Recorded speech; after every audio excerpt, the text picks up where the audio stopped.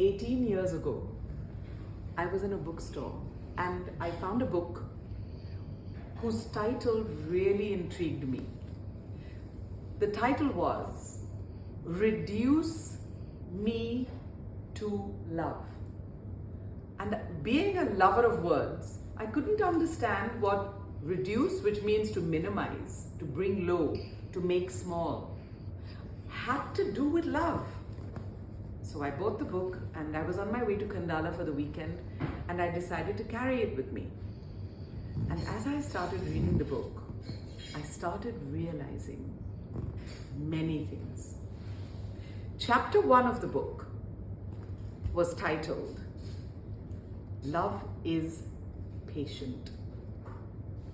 And as I read that chapter, I realized that every time I'm impatient with people, I'm not being love. I'm not loving them. And I decided to change that. The next chapter was titled, Love is Kind. And as I read, I started understanding that kindness is a superpower because kindness is an act of courage. And I realized that when I'm fearful about myself, I cannot be kind to others because kindness needs you to put others first and you second. The third chapter was called Love does not envy, does not boast, is not proud. And I realized that every time I think of myself better than others, every time I'm arrogant, I'm not being love. I'm not loving others. The following chapter was Love is not rude. And I realized that rudeness is disrespect. And if I'm disrespecting you, I'm not loving you. And I decided I had to change. The next chapter was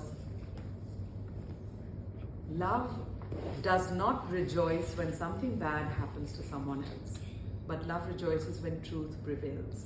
And I learned that every time I ever felt happy about something bad happening to someone who had wronged me, I was not being loved. I was not loving that person.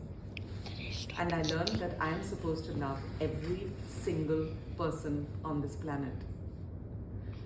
The last 3 chapters said, Love always trusts. And I learned that when we distrust people, we're doing exactly the opposite of what we should do. The world tells you, don't trust people, but love trusts. So if I don't trust you, I don't love you. The next chapter said, love always hopes. And I realized that if I had lost hope for people, if I thought, oh, he's useless, he can never, if I ever treated someone like that, I was not loving them. The next chapter was, love always perseveres. That means, if I ever gave up on something, if I didn't push through the hard paths and actually reach the other end of my goals, I was not loving myself.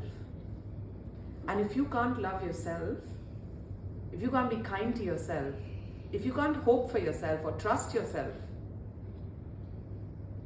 if you can't be patient with yourself, and you can't love yourself, how can you love anyone else? But the last chapter was what changed my life.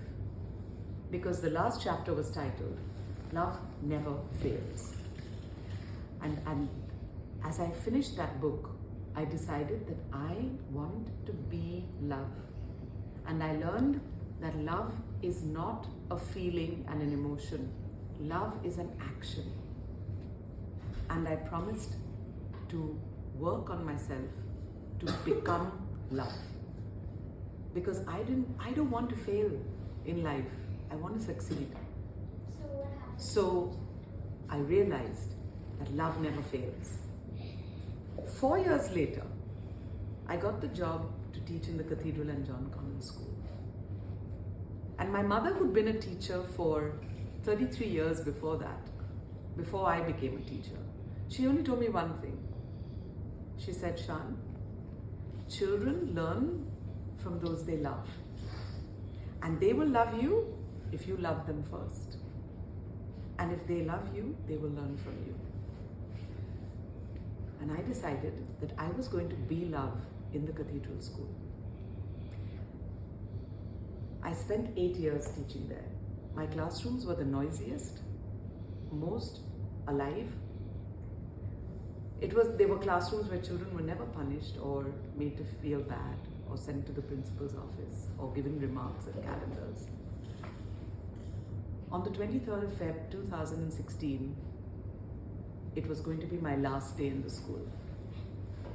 At lunch break, there was a line from the 3rd floor where I was standing against a wall till the 1st floor of children waiting just for a hug. My last class was with 3K.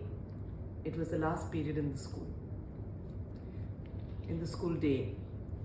When I walked to that class, the children were lined up outside with bags, and they had cut colored paper and made confetti. And as I walked to the class, they were throwing this confetti on me and calling out, "Showers of blessings, showers of blessings." It's a moment that will stay with me my whole life. It was one of the most profound moments of my life. And then I knew that I had not failed the children of Cathedral. And then I knew for sure that love never fails. Thank you for listening.